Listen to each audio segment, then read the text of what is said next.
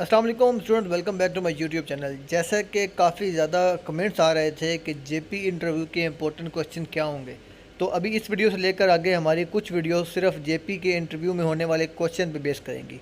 तो सबसे पहली वीडियो में हमारा होगा कि what is the prime objective of W M S का प्राइम ऑब्जेक्टिव क्या है।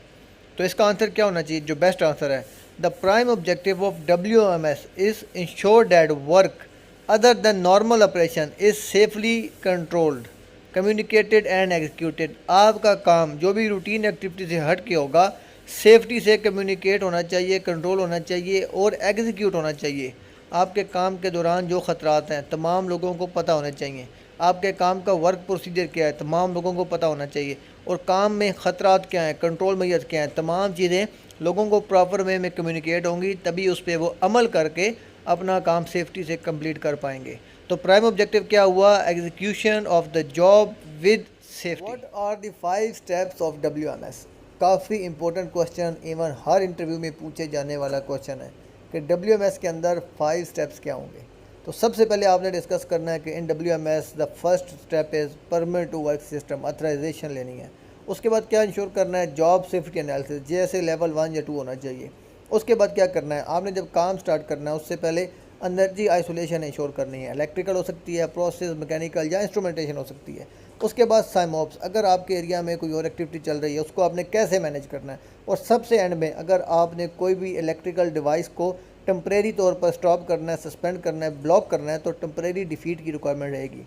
तो मेजर 5 स्टेप कौन से हुए, permit to work, JSA, energy isolation, SIMOPS and temporary defeat of HSCS critical equipment devices. Are the 8 steps of WMS प्रोसेस। WMS process के 8 steps क्या होंगे, काफ़ी इंपॉर्टेंट क्वेश्चन है, आपकी अंडरस्टैंडिंग इस पर लाजमी क्लियर होनी चाहिए। तो सबसे पहला स्टेप क्या होता है, वर्क रिक्वेस्ट एंड प्लानिंग। जब हमें वर्क स्कोप मिलता है तो वर्क स्कोप के अकॉर्डिंग हमने प्लानिंग करनी होती है कि हमने ये हमारा जो असाइंड जॉब है किस तरह कंप्लीट करेंगे, क्या टूल इक्विपमेंट चाहिए होंगे, हमें इस काम के लिए क्या मशीनरी रिक्वायर्ड हो सकती है, लोगों का कम्पिटेंसी लेवल क्या होगा। तमाम चीज़ें हमने अपने work request and planning phase में कंप्लीट करनी है। नेक्स्ट स्टेप हमारे पास आएगा identification and approval of controls. हमारे इस काम में ख़तरा क्या होगा, हमने तमाम काम के लिए रिस्क असेसमेंट करनी है, JSA बनाने हैं, जैसे लेवल 1 2 हो सकता है। जब हमारी JSA बन जाएगी, FRA बन जाएंगे, फॉर्मल रिस्क असेसमेंट हो जाएगी, फिर उसको हमने अप्रूव करवाना है। तो FRA अप्रूवल टीम, पूरी उसके टीम जो होगी उसके साथ कंसंट्रेशन करके तमाम चीज़ें रिव्यू करवा कर उसको अप्रूव करवाना होगा। नेक्स्ट स्टेप हमारा आएगा वर्क साइट कंट्रोल्स इम्प्लीमेंटेशन। जब हमने काम करने जाना है, हमारे काम की प्लानिंग हो गई, FRA बन गए, अप्रूव हो गए, हमने जब काम करने जाना है तो उनकी साइट पे इम्प्लीमेंटेशन हम कैसे करेंगे। हमें साइट पे चीज़ें सेफ्टी से इम्प्लीमेंट करने के लिए लोगों की ट्रेनिंग चाहिए, पहले रिक्वायर करनी होगी। हमें कुछ सेफ्टी इक्विपमेंट चाहिए, उनके अरेंजमेंट्स करने होंगे। हमें किस एरिया में काम करना है, साइमॉप्स मैनेज करना होगा। तो ये तमाम चीज़ें, अगर हमें कहीं आइसोलेशन चाहिए तो हमें आइसोलेशन की रिक्वेस्ट डालनी पड़ेगी। तो हमें तमाम चीज़ें अपनी request, planning, control, implementation and work site control में आके चीज़ें अपनी क्लैरिफाई, कम्युनिकेट एंड क्लियर करनी होगी। नेक्स्ट टाइम हमारे पास आएगा अथराइज वर्क परमिट। जब हमने काम स्टार्ट करना है, हमारी प्लानिंग हो चुकी है, हमारे FRA अप्रूव हो चुके हैं, हमारी तमाम अरेंजमेंट्स हो चुकी हैं, नेक्स्ट स्टेप काम स्टार्ट करने से पहले वर्क परमिट को अथराइज़ करवाना है। तो वर्क परमिट क्या है, आपके पास एक रिटर्न अथराइजेशन है, आपने किस प्लांट में, किस एरिया में, किस इक्विपमेंट पे क्या काम करना है, किस टाइम ड्यूरेशन में आपने काम ख़त्म करना है, आपके काम में क्या टूल इक्विपमेंट अलाउड होंगे, आपके लोगों का कम्पिटेंसी लेवल क्या होना चाहिए, कौन से एडिशनल कंट्रोल मेजर्स आपने इंप्लीमेंट करने हैं, और आपके काम के साथ अटैच FRA डॉक्यूमेंटेशन सर्टिफिकेट्स कौन से होने चाहिए। तो ये तमाम चीज़ें लाजमी इंश्योर करनी है।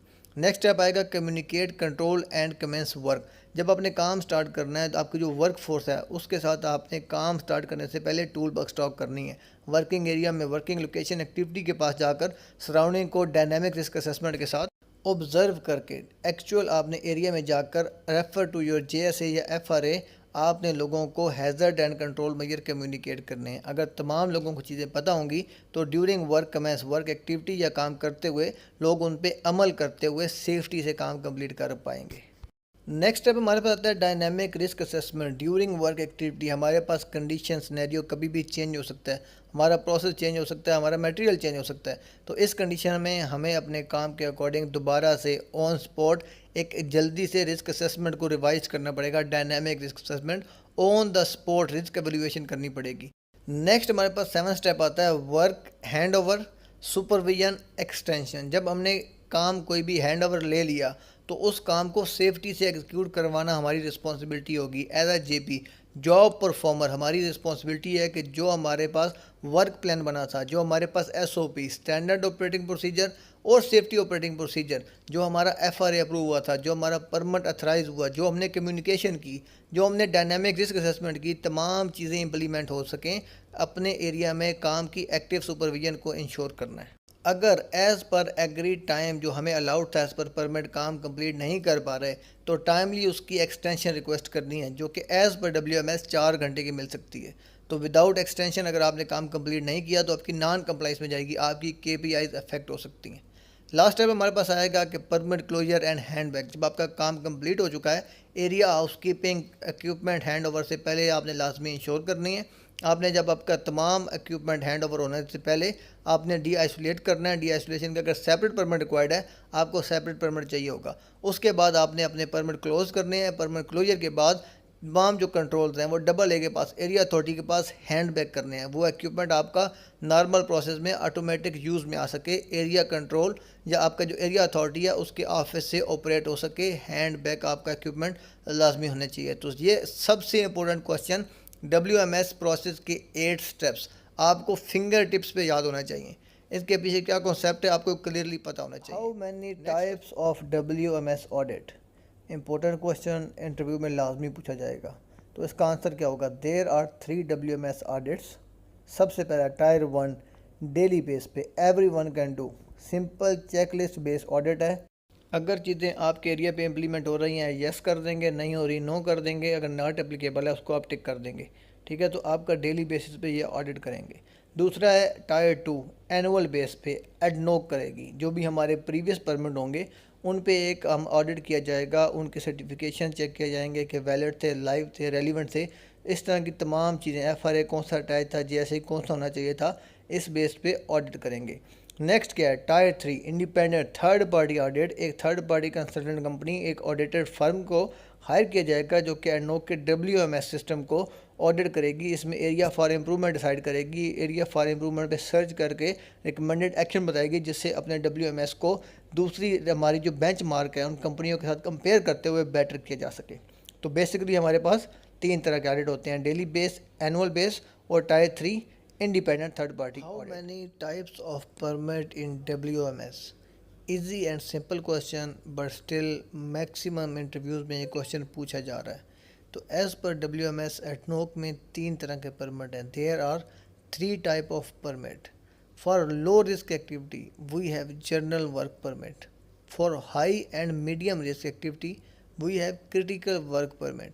And all activities with open flame we have to take hot work permit. Low risk activity के लिए जनरल वर्क परमिट रहेगा, JSA लेवल 1 अटैच होगा। हाई या मीडियम रिस्क एक्टिविटी के लिए क्रिटिकल वर्क परमिट चाहिए होगा, JSA लेवल 2 या FRA as per IWeb team required होगा। कोई भी ऐसी चीज़ जिसमें ओपन फ्लेम होगा, कोई भी एक्टिविटी कटिंग, वेल्डिंग, ग्राइंडिंग, उसके लिए हमें हॉट वर्क एक्टिविटी के लिए हॉट वर्क परमिट चाहिए होगा, JSA लेवल 2 या उसके अंदर हमने FI अटैच करना है as per IWeb team recommendation. How many types of certificate we have in WMS that we can attach with the permits. तो हमारे पास एडनोक WMS में कितने टाइप के सर्टिफिकेट्स हैं जो परमिट के साथ अटैच किए जा सकते हैं? काफ़ी इंपॉर्टेंट, काफ़ी बार पूछे जाने वाला question. So there are 10 type of certificate we have to attach with the permit as per the situation and requirement. हमारे पास टोटल 10 सर्टिफिकेट्स हैं जो कि एज़ पर कंडीशन और रिक्वायरमेंट हमें उनमें से कुछ सर्टिफिकेट अपने परमिट के साथ अटैच करने होंगे। तो सबसे पहला आता है कन्फाइंड स्पेस एंट्री। अगर हमने किसी भी कन्फाइंड स्पेस में एंट्री करनी है किसी भी पर्पज़ के लिए, मेंटेनेंस, क्लीनिंग, रीडिंग, अपने एडजस्टमेंट, कोई भी काम के लिए कन्फाइंड स्पेस में एंट्री करनी है, उसके लिए हमें कन्फाइंड स्पेस एंट्री सर्टिफिकेट चाहिए होगा। एटमॉस्फेरिक गैस टेस्ट रिकॉर्ड, अगर हमें किसी भी एक्टिविटी के लिए प्लांट में काम करना है उसके लिए हमें एटमॉस्फेरिक गैस टेस्ट करना होगा जो कि AGT authorized gas tester conduct करेगा। H2S, LEL, carbon monoxide, oxygen limit level check करने के बाद एटमॉस्फेरिक गैस टेस्ट फॉर्म पे अपडेट करेगा। व्हीकल एंड मशीन एंट्री, हमें कोई क्रेन, फोर्कलिफ्ट, कुछ ऑपरेटर, कुछ हाई ऐप, कुछ ट्रेलर, कुछ टैंकर हमें मूव करना है किसी भी परमिट में काम के लिए, तो उसके लिए हमें व्हीकल एंट्री सर्टिफिकेट चाहिए होगा। अगर हमें कोई मशीन मूव करनी है, अगर हमें वेल्डिंग मशीन मूव करनी है, जनरेटर, कंप्रेसर मूव करना है, तो उसका भी नंबर के साथ हमारे पास व्हीकल एंट्री होनी चाहिए, सर्टिफिकेट हमें लाजमी अटैच करना पड़ेगा। डाइविंग सर्टिफिकेट, ऑफ शोर एक्टिविटी में अगर हमें काम समुंदर के अंदर डाइव करके करना है, परमिट के साथ, क्रिटिकल वर्क परमिट के साथ हमें डाइविंग सर्टिफिकेट अटैच करना होगा। प्लांट में किसी भी एरिया में एक्सकवेशन करनी है, परमिट के साथ हमें उस एरिया का लाइव वैलिड एक्सकवेशन सर्टिफिकेट लाजमी अटैच करना होगा। नेक्स्ट हमारे पास आता है रोड क्लोजर। तो रोड क्लोजर हमारे पास फुल रोड क्लोजर भी हो सकता है, पार्शली रोड क्लोजर भी हो सकता है। हमें रेलिवेंट अथॉरिटी से, हमें इमरजेंसी रिस्पांस टीम से, फायर डिपार्टमेंट से उनके नोटिस में लाने के बाद सर्टिफिकेट लाइव ये वैलिड करवाना पड़ेगा कि कौन सा रोड हमने कितने टाइम के लिए किस परमिट के अकॉर्डिंग फुल बंद किया है, या वहाँ पे आधा रोड खुला हुआ है, पार्शली रोड हमारा क्लोज है। नेक्स्ट हमारे पास आएगा ईजमेंट सर्टिफिकेट। अगर हमने किसी दूसरे के प्रेमिसेस में कुछ एरिया तक काम करना है, हमें उस एरिया की एरिया अथॉरिटी से भी अप्रूवल चाहिए, हमें ईजमेंट सर्टिफिकेट रिक्वायर्ड होगा। एनर्जी आइसोलेशन, हमें काम करने से पहले अगर हमारे काम में, हमारे वर्किंग इक्विपमेंट में कुछ भी टाइप ऑफ एनर्जी वहाँ पे प्रेजेंट है, तो हमें उसको स्टॉप करना पड़ेगा, ब्लॉक करना पड़ेगा, रोकना पड़ेगा, तो उनको हम एनर्जी आइसोलेशन से इंश्योर कर पाएंगे। इलेक्ट्रिक इक्विपमेंट के लिए इलेक्ट्रिक आइसोलेशन एनर्जी, अगर हमने कुछ प्रोसेस मैकेनिकल हमने या इंस्ट्रूमेंटेशन को बाईपास आइसोलेट करना है, तो उसके लिए हमें आइसोलेशन सर्टिफिकेट्स की रिक्वायरमेंट होगी, अटैच करना पड़ेगा। टेम्परेरी डिफीट, अगर हमने कोई भी ऐसी डिवाइसेस, क्रिटिकल डिवाइसेस जो कि हमारे पास किसी पर्पज़ के लिए यूज़ हो रही थी, हमारे काम को अफेक्ट कर रही हैं, हमारे काम में उनसे प्रॉब्लम आ रही है, हमने उनको टेम्परेरी डिफीट करना है, कुछ टाइम के लिए सस्पेंड बंद करना है, तो उसके लिए हमें प्रॉपर ऑथराइजेशन के लिए टेम्परेरी डिफीट सर्टिफिकेट अपने परमिट के साथ अटैच करना पड़ेगा। इसके बाद सबसे एंड पे 10 नंबर पे आयनाइजिंग रेडिएशन, हमने किसी भी एरिया में आरटी करनी है, कुछ भी रेडिएशन सोर्स मटेरियल स्टोर करना है, ट्रांसपोर्ट करना है या यूज़ करना है, उसके लिए हमें क्रिटिकल वर्क परमिट के साथ साथ आयनाइजेशन रेडिएशन सर्टिफिकेट रिक्वायर्ड होगा। तो एडनोक डब्ल्यूएमएस में हमारे पास 10 सर्टिफिकेट्स हैं जो एज़ पर कंडीशन रिक्वायरमेंट हमें परमिट के साथ। What is JSA and how many type of JSA we have in WMS. तो एक कॉमन क्वेश्चन जो कि किसी भी इंटरव्यू में पूछा जा सकता है कि जेएसए क्या होता है और डब्ल्यूएमएस में जेएसए की कितनी टाइप्स हैं। तो बेसिकली एज़ पर देयर नेम, जैसे जॉब सेफ्टी एनालिसिस, हमने कोई भी काम परफॉर्म करना है, उसका एक सेफ्टी एनालिसिस करना है, काम में क्या ख़तरा होगा, क्या कंट्रोल मेजर्स हैं। कह सकते हैं कि जेएसए एफआरए की एक टाइप है। किसी भी एक पार्टिकुलर जो एक्टिविटी है उसके अंदर काम करने के दौरान हमारे लोग किन खतरात के एक्सपोज होंगे, उन पे हमारे पास एक्चुअल कंट्रोल मेजर्स क्या हैं, क्या एडिशनल कंट्रोल मेजर्स से हम लोगों को ज़्यादा सेव कर सकते हैं, रिस्क लेवल कम कर सकते हैं, अलार्म लेवल तक लेके आ सकते हैं, as low as reasonably practicable. तो जेएसए बेसिकली क्या है कि जॉब सेफ्टी एनालिसिस है, काम सेफ करने के लिए हमें क्या प्रोसीजर फॉलो करना पड़ेगा। और डब्ल्यूएमएस में इसकी दो टाइप्स हैं, JSA level 1 for general work permit and JSA level 2 जो कि आपका होगा critical and hot work permit के लिए। JSA level 1 simple check list base होगा, जबकि JSA level 2 same as formal risk assessment या एफआरए की तरह। एज पर डब्ल्यूएमएस जेएसए की टाइप्स कितनी हैं, उनके नाम क्या हैं, उनकी वैलिडिटी कितनी है, इंटरव्यू में पूछा जाने वाला एक नॉर्मल जनरल क्वेश्चन। तो जो जेएसए लेवल 1 है उसका नाम है standard hazard control form. Basically एक चेक लिस्ट बेस्ड फॉर्म होता है जिसके ऊपर तमाम एक्टिविटीज़ और उसके कंट्रोल मेजर्स लिखे हुए हैं। जनरल वर्क परमिट के साथ अटैच होने से पहले उसके ऊपर आपका एरिया अथॉरिटी उसको टिक करके देगा कि आपके काम के दौरान ये एक्टिविटीज़ हो सकती हैं, ये ख़तरात हो सकते हैं, और इन ख़तरात के लिए क्या कंट्रोल मेजर्स आपने फॉलो करने, इम्प्लीमेंट करने हैं। इसकी वैलिडिटी 7 डेज़ होगी along with the permit. Permit ख़त्म होगा, आपका जेएसए लेवल 1 या स्टैंडर्ड हैज़र्ड कंट्रोल फॉर्म भी ख़त्म हो जाएगा, वैलिडिटी नहीं रहेगी, ख़त्म हो जाएगी। नेक्स्ट आता है जेएसए लेवल 2 जिसका नाम है hazard management form, same like FRA, formal risk assessment की तरह, लेकिन एक स्पेसिफिक टास्क तक रहेगा, उसके अंदर और कोई प्रोसेस डिस्कस नहीं किया जाएगा। अगर हमने किसी इक्विपमेंट पे ब्लाइंडिंग करनी है तो जेएसए लेवल 2 के अंदर सिर्फ ब्लाइंडिंग एक्टिविटी को कंसिडर किया जाएगा। ब्लाइंडिंग एक्टिविटी में क्या क्या ख़तरात हो सकते हैं, क्या कंट्रोल मेजर से हम काम सेफ्टी से कंप्लीट करेंगे, सिर्फ ब्लाइंडिंग एक्टिविटी के अकॉर्डिंग उसमें हम बात करेंगे। तो इसकी वैलिडिटी जो होगी 2 साल होगी। परमिट ख़त्म होने के बाद इसको लाइब्रेरी का पार्ट बना दिया जाएगा। सेम तरह की ब्लाइंडिंग हमने किसी और इक्विपमेंट में करनी है तो हमें उसके लिए सेम FRA हम यूज़ कर सकते हैं। हमें उसको दोबारा लाइव करवाना पड़ेगा, अपने परमिट के साथ अटैच करना पड़ेगा। तो जब इन चीज़ों की अप्रूवल हो जाएगी, काम कंप्लीशन हो गया, सेफ्टी से ख़त्म हो गया, तो हमारी लाइब्रेरी का पार्ट बन जाता है। तो JSA लेवल 1 की वैलिडिटी 7 डेज़, JSA लेवल 2 की validity 2 years. Sign the FRA approval, FRA की अप्रूवल कौन साइन करता है? तो इसके लिए एक प्रॉपर फुल ग्रुप होता है जो कि FRA फॉर्मल रिस्क असेसमेंट को रिव्यू करके अप्रूव करता है। तो इस ग्रुप के मेंबर्स सबसे पहले एडनॉक कोऑर्डिनेटर, जो कि एडनॉक की तरफ से होगा। हम जो भी क्वेश्चन के आंसर कर रहे हैं फ्रॉम कॉन्ट्रैक्टर साइड कर रहे हैं। सेकंड हमारे पास होगा सीनियर HSE इंजीनियर, जो कि एडनॉक का होगा। HSE का आदमी इस चीज़ को आइडेंटिफाई करेगा कि जो काम होना है, काम के अकॉर्डिंग जो वर्क स्कोप है उसको मद्देनज़र रखते हुए, कंसिडर करते हुए तमाम हैज़र्ड आइडेंटिफाई किए गए हैं, उनके कंट्रोल मेजर इंश्योर किए गए हैं।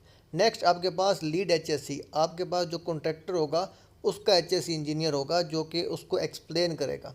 नेक्स्ट हमारे पास लीड मैकेनिकल, जिसने काम करना है, वर्क एग्जीक्यूट करना है, स्कोप के अकॉर्डिंग वो बताएगा कि हमारे पास SOP क्या है, हमारे पास स्टैंडर्ड ऑपरेटिंग प्रोसीजर क्या है, किस प्रोसीजर पे अमल करते हुए हमने काम कंप्लीट करना है। एट द एंड आपके पास टर्न अराउंड इंजीनियर, जो आपका एडनॉक का टर्न अराउंड मैनेजर या इंजीनियर होगा, वो इस चीज़ को वेरीफाई या इंश्योर करेगा कि जो भी स्कोप ऑफ वर्क है, जो SOP है, स्टैंडर्ड ऑपरेटिंग प्रोसीजर, तमाम चीज़ें उसमें कवर होनी चाहिए, कोई पार्ट उसमें मिस नहीं होना चाहिए। तो इसी तरह अगर ये पूरा ग्रुप रहेगा तो FRA के तमाम पार्ट्स को डिटेल में रिव्यू किया जाएगा, ताकि किसी भी काम को करने में हमारे लोगों को किसी ख़तरे का, किसी हैज़र्ड का सामना ना करना पड़े और हमारा काम FRA के अकॉर्डिंग सेफली से एग्जीक्यूट हो जाए। तमाम कंट्रोल मेजर साइड पे हम लोग इम्प्लीमेंट कर सकें।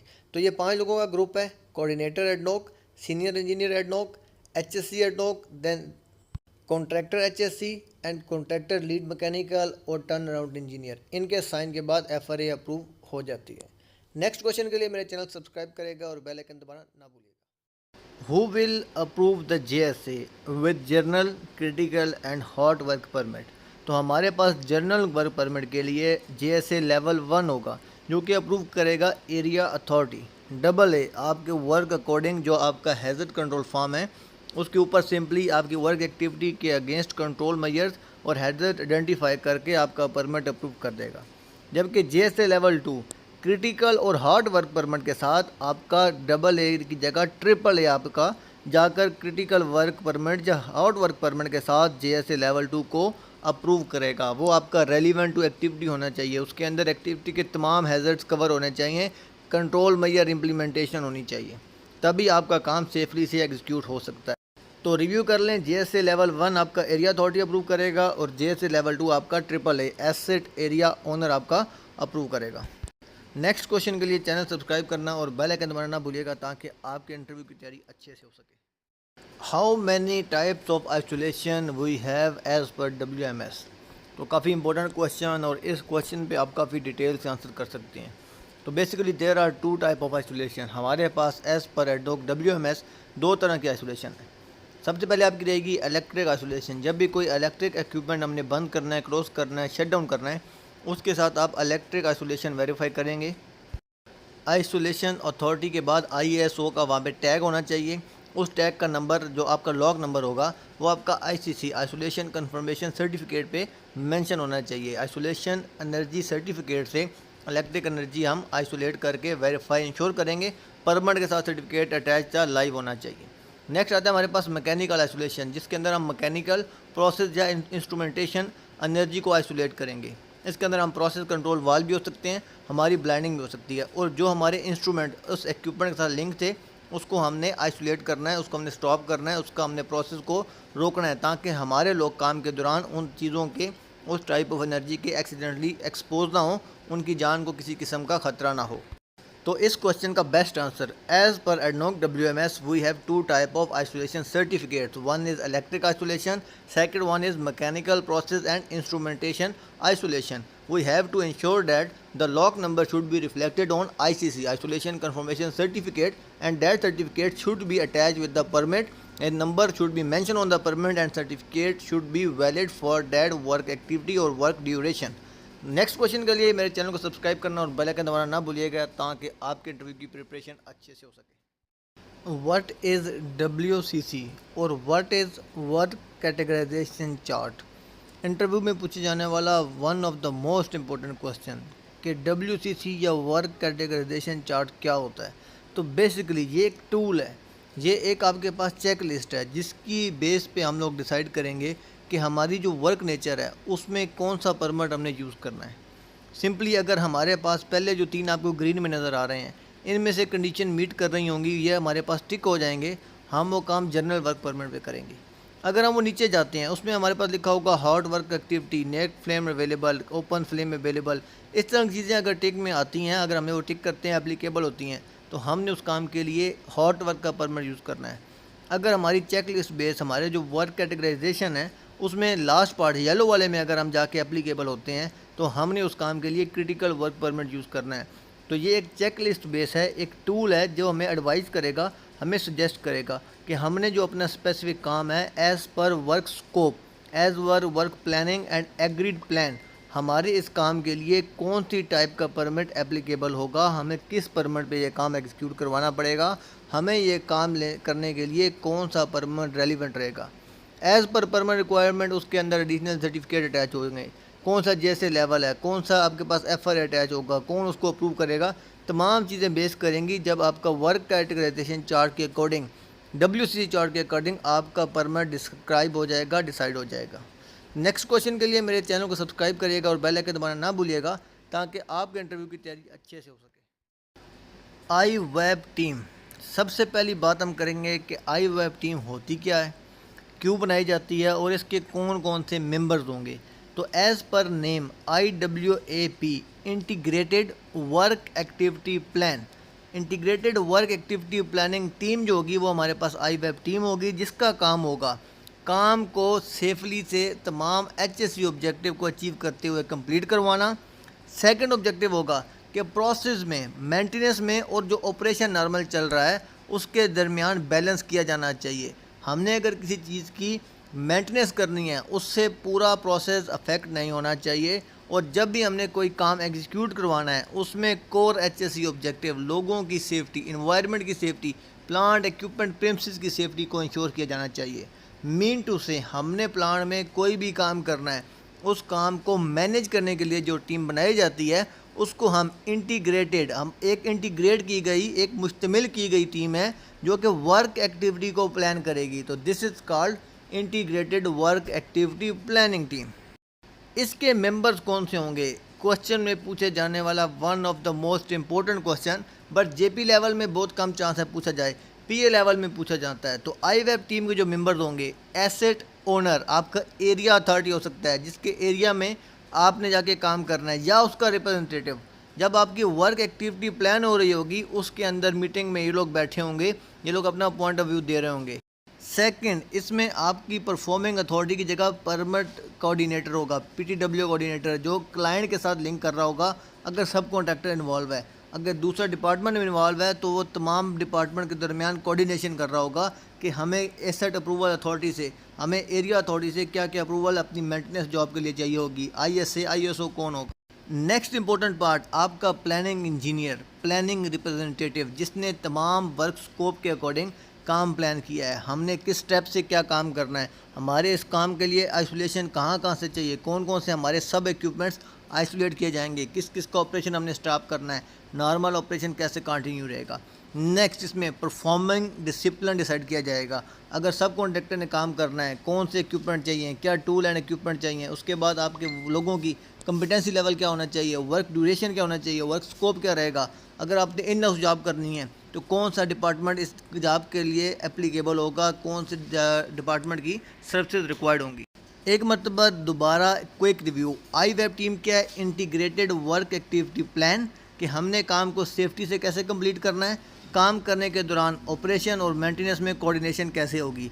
मेंबर्स कौन होंगे, आपका एरिया अथॉरिटी जिसके एरिया में काम हो रहा है, परमिट टू वर्क कोऑर्डिनेटर जो परमिट टू वर्क को एक्टिविटी पे कोऑर्डिनेट करेगा, प्लान करेगा।